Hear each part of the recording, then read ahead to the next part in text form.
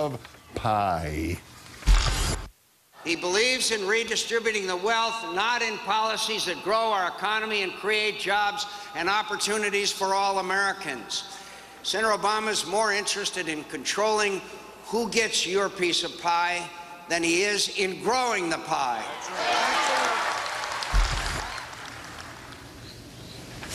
In Florida, Senator Obama's rebuttal still about pie. I heard Senator McCain say, I'm more concerned with who gets your piece of the pie than with growing the pie. But make no mistake about it, after 8 years of bush-McCain economics, the pie is shrinking. It's not growing. That means lower wages and declining incomes, plummeting home values, rising unemployment. So we've seen what happens with their policies. And their pie. Inside those promised Sarah Palin numbers in a moment. First, we call upon our own Howard Fineman, also, of course, senior Washington correspondent for Newsweek magazine, and joining us tonight from Chicago. Howard, good evening. Hi, Keith. All right, well, we'll skip the recipes here on how you can shrink or grow. I don't want to know about how you grow a pie, but you spent the day over there at the Obama bakery. What's the mood in there, especially in light of these poll numbers?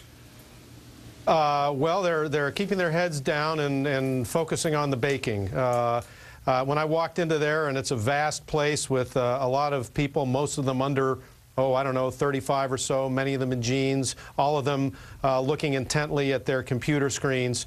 They want to pinch themselves. They can't quite believe that what they've been working on for so long and the strategies they pursued to really go wide, to go all across the country, to compete in many states, seems to be working.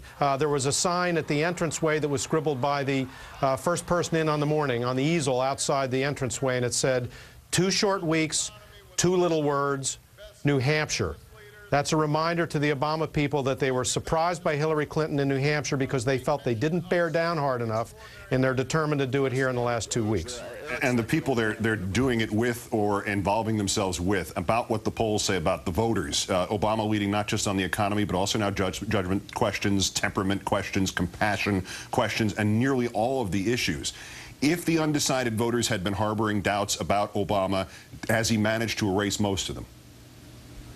Well, I think he's managed to erase a lot of them because it's clear that voters, especially those undecided voters, want some kind of new politics. They don't like the partisan division in Washington. They don't like the old way of doing things. Obama has caught the mood of that better now. McCain started out that way years ago, but then lost it. Obama has not only kept calm, but said that he wants to reach out, that says that he wants to try to do politics differently in Washington, and that has translated in these debates to a message that these independent voters seem to like. Obama, by 14, viewed as the one more capable to deal with the issue of taxes. How much longer should we expect the McCain campaign to keep going on its Joe the plumber, Obama is a socialist jag, or is this going to be jettisoned overnight? We're going to see something entirely new tomorrow. Well, it isn't working. I spoke with David Plouffe, the campaign manager, at length, and he said they'd tested the words about socialism. That doesn't seem to be working. Some younger people don't even know what that is anymore. And they feel they've built, and I think the polls show that they've built a pretty strong fortress around Obama, not as a tax raiser, but somebody who, for the most part, wants to cut taxes. And so the more McCain runs into that, it just bounces back on him and comes back as negative campaigning because people have a different view of Obama, as those polls are showing. The Obama campaign began a year ago or more, a year and a half ago, to back time just to this point, Keith, so they would be able to defend that position, and they are. There was a Washington Post report that the Obama campaign, so flush with money, $150 million last month, probably another $150 this month, might want to throw some of that money down ticket to the DNC to help the party build margins in Congress, particularly in the Senate, because obviously there has to be more to this than running up the vote in the electoral vote. Is that still on the table? And if not, why not? Well, I asked David Plouffe about that, and he said, no, it's not on the table.